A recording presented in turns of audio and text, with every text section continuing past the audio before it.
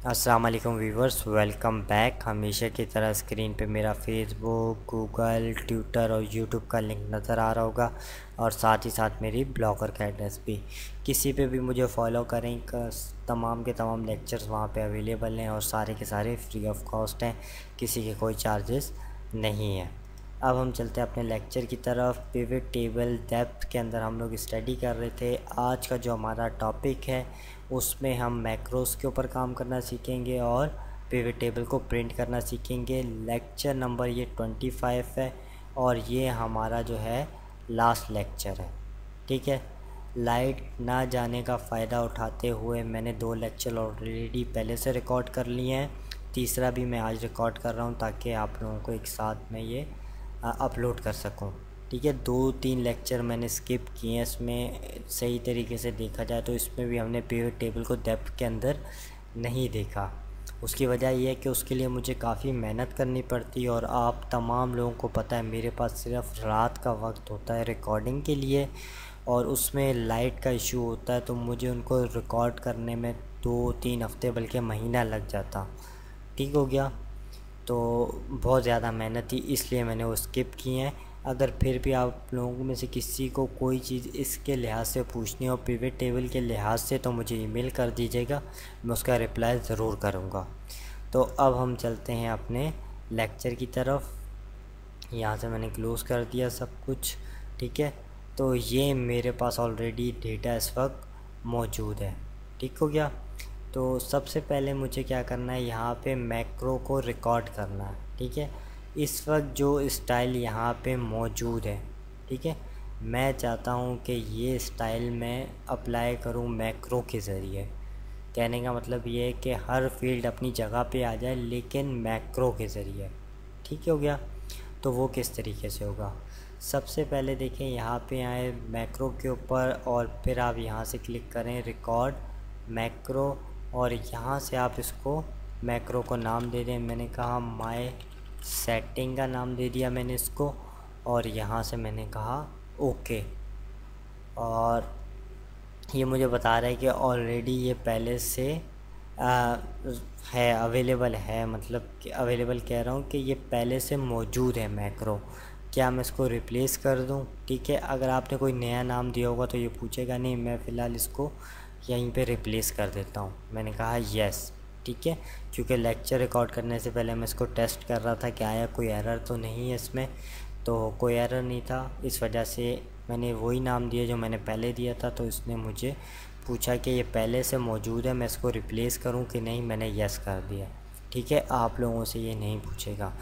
अब ये है कि मैं जो भी काम कर रहा हूँ वो सारा का सारा रिकॉर्ड हो रहा होगा।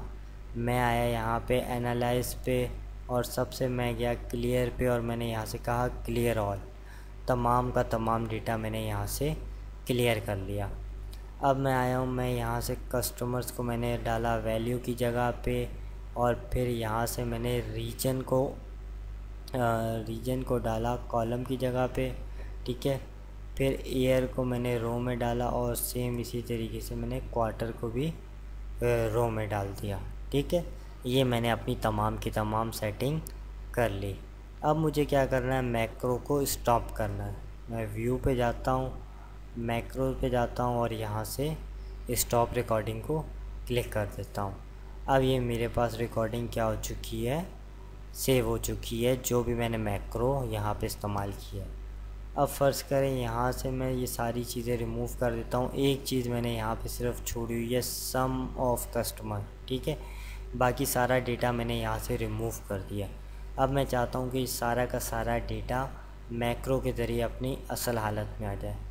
मैं यहाँ पे आया हूँ मैक्रो पे और मैंने कहा व्यू मैक्रो, और आप चाहें तो उसको एडिट भी कर सकते हैं मैक्रो को। अगर यहाँ पे आप एडिट को क्लिक करें तो ये आपके सामने एक कोडिंग है VBA की। अगर मुझे बेहतर लगा या मैं जब वो कोर्सेज करवा चुका बाकी, तो इसके ऊपर भी मैं ध्यान दूँगा और इसके बारे में भी मैं आप लोगों को पढ़ा दूँगा। ठीक है, लेकिन ये थोड़ा सा कॉम्प्लिकेटेड होता है, इतना ज़्यादा कॉम्प्लिकेटेड नहीं है, कुछ टेक्निकल पॉइंट्स है, बस उनको ही समझना होता है। ठीक है, तो एडिट का आप चाहें तो उसको कर सकते हैं। मैं यहाँ से इसको क्लोज़ करता हूँ, ठीक है। क्लोज़ करके नॉर्मल पे आ गया। अब मैं आया यहीं से दोबारा मैक्रो को व्यू करने के लिए, और एडिट के बजाय मैंने यहाँ से कहा रन। जैसे ही मैंने रन किया तो उसने देखें सारा का सारा अपने उसी हालत में ले आया, क्योंकि जब मैं मैक्रो रिकॉर्ड कर रहा था तो मैंने रिकॉर्ड को क्लिक किया था, और फिर जो जो मैं काम कर रहा था उसको एक्सेल ने क्या कर लिया, याद कर लिया। और जैसे ही मैंने मैक्रो को रन किया तो ये मेरे सामने अवेलेबल हो गया, ठीक हो गया। तो अब एक काम और करता हूँ, मैं दोबारा से इसको हटा देता हूँ, सही है। अब मैं नहीं चाहता कि मैं यहाँ पे जाऊँ, मैक्रो को क्लिक करूँ और फिर यहाँ पे इसको रन करूँ, क्योंकि सम टाइम पे ऐसा होता है कि कभी हम होम टैब पे होते हैं, कभी इंसर्ट पे होते हैं, तो मुझे क्या करना पड़ेगा, व्यू पे जाना पड़ेगा और फिर यहाँ पे जाके मैक्रो को रन करना पड़ेगा, ठीक है। तो उन तमाम से बचने के लिए मैं क्या करता हूँ, क्विक एक्सेस के अंदर एक शॉर्टकट बना लेता हूँ, ताकि जैसे ही मैं उसको क्लिक करूँ तो मेरी सेटिंग के मुताबिक सारी चीज़ें हो जाए। वो किस तरीके से होगा, यहाँ से मैं इसको खोलता हूँ, मोर कमांड पे आया, फिर यहाँ से मैंने इसको ओपन किया और यहाँ से कहा मैक्रो, और ये देखें यहाँ पे आ रहा है माय सेटिंग, इसको आप यहाँ से ऐड कर लें, सही है। तो ये आपका मैक्रो जो है वो ऐड हो चुका है। जस्ट मैं इसको ओके करूँगा, ये यहाँ पे अपीयर हो जाएगा। लेकिन मैं इसको ओके करने से पहले आपको बता दूं कि ये जो आइकॉन है, आप इसको चाहें तो मॉडिफाई भी कर सकते हैं, चेंज भी कर सकते हैं। जस्ट ये सिलेक्टेड होना चाहिए, आप मॉडिफाई को क्लिक करें और यहाँ से अपनी मर्ज़ी का कोई भी आइकॉन लेके ओके कर दें। तो मैं इसको कैंसिल कर रहा हूँ, मैं इसको डिफ़ॉल्ट रहने देता हूँ और फिर मैं इसको ओके कर देता हूँ। तो ये देखिए, ये मेरे पास यहाँ पे आ गया मैक्रो, और उसका नाम भी मुझे नज़र आ रहा है। जैसे ही मैंने कर्सर इसके ऊपर छोड़ा तो आ रहा है माय सेटिंग्स। अब मैं इसको क्लिक करता हूँ तो वो देखिए सारा का सारा डेटा अपने मेरे लिहाज से सेट हो गया। इसको ऐसा भी करते हैं हम लोग, सम टाइम पे क्या करते हैं, 2-3 मैक्रो बना लेते हैं, फिर उनके बटन यहाँ पे हम ऐड करवा लेते हैं। लाइक 2011 का मैंने अलग बना दिया, 2012 का अलग बना दिया, 2013, ये एग्जांपल दे रहा हूँ, तीनों को मैंने यहाँ पे बटन बना दिए। अब अगर आपका बॉस या कोई भी है जिस पे आपने इम्प्रेशन डालना है, वो आपको कहता है कि 2011 का चाहिए, जस्ट आप 1 क्लिक करते हो, बजाय इसके कि आप ड्रैग करो, ठीक है। तो ये एक इम्प्रेशन डालने के लिए ये किया जाता है, इस तरीके को यूज़ किया जाता है, ठीक हो गया। तो अब मैं इस डेटा को यहाँ से डिलीट कर देता हूँ, क्योंकि ये ऑप्शन मैंने आपको बता दिए हैं, ये सिर्फ मैंने अपनी याद दहानी के लिए रखे होते हैं कि मुझे ये पढ़ाने हैं, ठीक हो गया।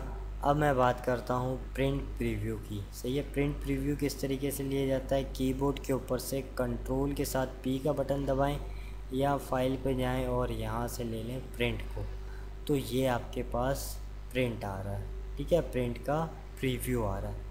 ये डेटा जो मैंने अपनी याद दहानी के लिए रखा हुआ है, ठीक है, कि मुझे क्या क्या पढ़ाना है, इस वक्त ये डेटा भी प्रिंटिंग में आ रहा है, ठीक है। मैं चाहता हूँ कि सिंपल ये टेबल ही प्रिंटिंग में आए, ये डेटा प्रिंटिंग में ना आए। तो वो किस तरीके से होगा, मैं बैक जाता हूँ यहाँ से और मैं क्या करता हूँ कि पिवट टेबल को पूरे को सिलेक्ट करता हूँ, ठीक है। एनालाइज पे आया, मैं सिलेक्ट किया और इंटायर पिवट टेबल, और सारा का सारा मैंने यहाँ से टेबल सिलेक्ट कर लिया। अब मैं गया पेज लेआउट पे और यहाँ से मैंने कहा प्रिंट एरिया, और यहाँ से मैंने कहा सेट प्रिंट एरिया। जैसे ही मैंने सेट प्रिंट एरिया कहा और अगर मैं इसको क्लिक करूँ तो ये एक लाइन सी बनी सी आ जाती है, सही है। शायद वीडियो के अंदर तो आपको इसका फ़र्क नज़र ना आए, लेकिन जब आप इसको काम करेंगे तो यहाँ पे एक डॉटेड लाइन थी वो गायब हो गई, और यहाँ पे ये हल्की सी एक लाइन आपको साइड पे नज़र आ रही है। अगर मैं इसका प्रिंट प्रीव्यू लूँ, ये देखिए मैं प्रिंट पे आया तो सिंपल वही डेटा आ रहा है जिसको मैंने क्या किया है, प्रिंटिंग के लिए सेट किया है, ठीक हो गया। बैक जाता हूँ, क्लियर करने का क्या तरीका है, सही है, प्रिंट पे जाएं और क्लियर प्रिंट एरिया, लेकिन इसको मैं इस वक्त क्लियर नहीं कर रहा हूँ क्योंकि मुझे एक ऑप्शन आपको और बताना है, ठीक है। तो उसके बाद मैं आपको ये क्लियर करना भी बता दूँगा, ठीक है। अब मैं रीजन को उठा के लेके आता हूँ यहाँ पे, ठीक है, यहाँ पे ले आया हूँ मैं, ठीक हो गया। तो इसलिए लेके आया हूँ ताकि मेरे पास ये डेटा ज़रा ज़्यादा आ जाए। और ये देखें इस वक्त यहाँ पे ये लाइन अब आपको विजिबल नज़र आ रही होगी कि ये आपका प्रिंट एरिया सेट है। अगर मैं प्रिंट लूँ, ये देखिए प्रिंट पे आया तो सिंपल वही डेटा प्रिंटिंग में आ रहा है जो उस लाइन के अंदर था, उस प्रिंटिंग एरिया के अंदर था। ठीक हो गया। तो अब मैं यहाँ पे आता हूँ प्रिंट और यहाँ से मैं कहता हूँ क्लियर। तो देखें ये लाइन हट गई यहाँ से और ये एक डॉटेड लाइन यहाँ पे आपको नज़र आ रही है। ठीक हो गया। इसका मतलब ये है कि ये प्रिंट एरिया जो है वो क्लियर हो चुका है। अब अगर मैं इसका प्रिंट लूँ तो ये देखें ये डेटा मेरे पास सिंपल यही आ रहा है। ठीक हो गया।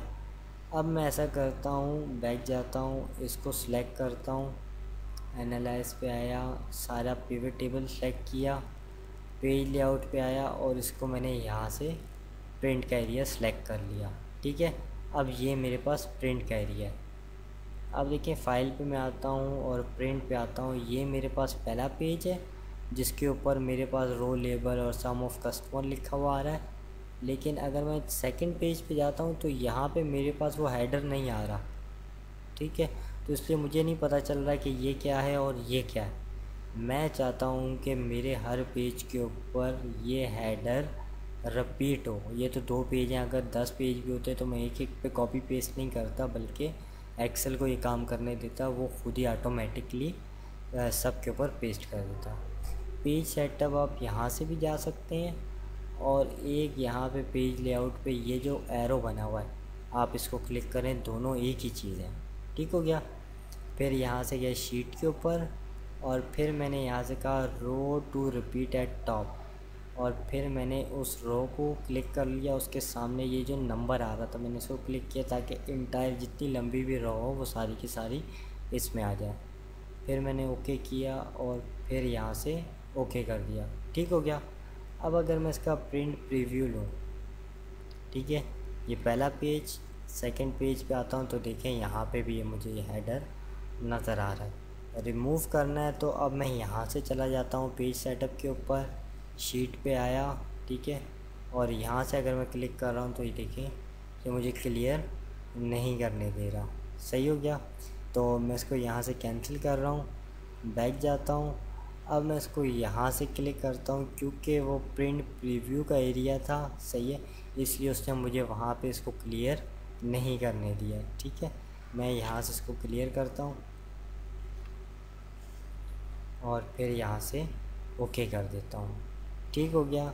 ये हो गई रिपीट रो का भी काम हल हो गया। अब मैं यहाँ से इस क्वार्टर को निकाल देता हूँ। ठीक है, कॉलम में ले आया हूँ। अब देखिए मेरे पास क्या है कि ये डेटा ये प्रिंट उसमें आया हुआ है, अपना क्या कहते हैं प्रिंट एरिया में आया हुआ है। सिंपल इतना डेटा ये लाइन मुझे बता रही है। पहले मैं इसको क्लियर कर देता हूँ यहाँ से। सही है, मैंने क्लियर कर दिया तो ये देखिए ये डॉटेड लाइन मुझे बता रही है कि यहाँ पे प्रिंट एरिया क्लियर हो चुका है। अब मैं सिंपल इसी डेटा को, ये जो मेरे पास डेटा है, इसी को मैं क्या करता हूँ प्रिंट एरिया में सेलेक्ट करता हूँ, entire pivot table, page layout, और यहाँ से मैं कहता हूँ सेट प्रिंट एरिया। सही है, इसको मैंने प्रिंट एरिया में सेट कर लिया। अब मैं आता हूँ फाइल पे, प्रिंट पे, तो ये देखें सिंपल मुझे वही डेटा नज़र आ रहा है। ये मैंने किया क्यों है मैं अभी आपको बताता हूँ। मैं बैक जाता हूँ। ठीक है। अब मेरे पास 2011, 2012 और 2013 है। ठीक है। मैं चाहता हूँ 2011 अलग पेज पे प्रिंट हो, 2012 अलग पेज पे प्रिंट हो और 2013 अलग पेज के ऊपर प्रिंट हो। ठीक है। ये मैंने प्रिंट एरिया क्यों सेलेक्ट किया है ये मैं आपको थोड़ी देर में बताता हूँ। ठीक हो गया। अब मुझे क्या करना है, ये तीनों को अलग अलग पेज के ऊपर प्रिंट करना है। तो मैं क्या करूँगा, इनमें पेज ब्रेक दूँगा। लाइक मैंने किसी भी एक को क्लिक किया, राइट क्लिक करके मैंने कहा फील्ड सेटिंग और यहाँ से कहा लेआउट प्रिंट और यहाँ से मैंने कहा insert page break after each item और मैंने यहाँ से ओके कर दिया। अब अगर मैं इसका प्रिंट प्रीव्यू लेता हूँ तो ये देखिए ये 2011 अलग पेज पे आ रहा है, 2012 अलग पे आ रहा है और 2013 अलग पे आ रहा है। ठीक हो गया। तो सम टाइम इसकी भी हमें ज़रूरत पड़ती है। अब मैं आता हूँ ये जो मैंने प्रिंट एरिया सेट किया था, प्रिंट पे आता हूँ, मैंने कहा क्लियर प्रिंट एरिया। ठीक है। मैंने क्लियर कर दिया प्रिंट एरिया। अगर मैं इसका प्रिंट प्रीव्यू लूँ तो ये देखें यहाँ पे इसने इस एरिया को क्लियर नहीं किया। ठीक है, इसने सिंपल किसको क्लियर किया है, बैक जाता हूँ मैं दिखाने के लिए। ये जो मैंने यहाँ पे आउटलाइन दी हुई थी, ठीक है, पूरा का पूरा मैंने सेलेक्ट किया था और उसको प्रिंट के लिए मैंने क्या किया था, सेलेक्ट किया था, मार्क किया था प्रिंट एरिया, तो इसने वो एरिया क्लियर किया है। यहाँ पे जो मैंने पेज ब्रेक डाली हुई है इसने इसको क्लियर नहीं किया। इसको अगर हमने क्लियर करना है तो यहीं पे राइट क्लिक करते हैं, फील्ड सेटिंग पे आते हैं, लेआउट, और ये चेक दोबारा से हटा देते हैं और ओके कर देते हैं। तो अब देखें ये सारा का सारा एरिया क्लियर हो चुका होगा। फाइल पे गया मैं, प्रिंट, और ये देखें ये सारा का सारा एरिया यहाँ से क्लियर हो चुका है। ठीक हो गया। अब एक लास्ट चीज़ बची है कि चार्ट को हम किस तरीके से प्रिंट करेंगे। सही है, चार्ट बनाना आप सबको आता है, पिवट चार्ट। तो इंसर्ट पे गया मैं, यहाँ से कहा पिवट चार्ट, और कोई सेटिंग नहीं कर रहा, मैं डायरेक्ट इसको ओके लिया और ये मेरे पास पिवट चार्ट आ गया। पिवट चार्ट को प्रिंट करने का ये है कि पिवट चार्ट को आप क्लिक करें, पिवट चार्ट सिलेक्टेड होना चाहिए, उसके बाद फाइल पे जाएं और प्रिंट पे आएँ। तो सिंपल देखें चार्ट सिलेक्टेड था तो चार्ट ही प्रिंटिंग में इस वक्त आ रहा है। ठीक हो गया। तो ये सिंपल सी आज हमारी लास्ट क्लास थी माइक्रोसॉफ्ट एक्सेल 2013, जिसमें पिवट टेबल को हम डेप्थ में देख रहे थे। ठीक है, लेकिन मैंने 2-3 लेक्चर्स को स्किप किया है जिसकी वजह मैं शुरू में बता चुका हूँ। ठीक है, तो दुआओं में याद रखिएगा। अब आपसे अगला जो हमारा नेक्स्ट टॉपिक होगा उसमें मुलाकात होगी। दुआ में याद रखिएगा। अल्लाह हाफिज़।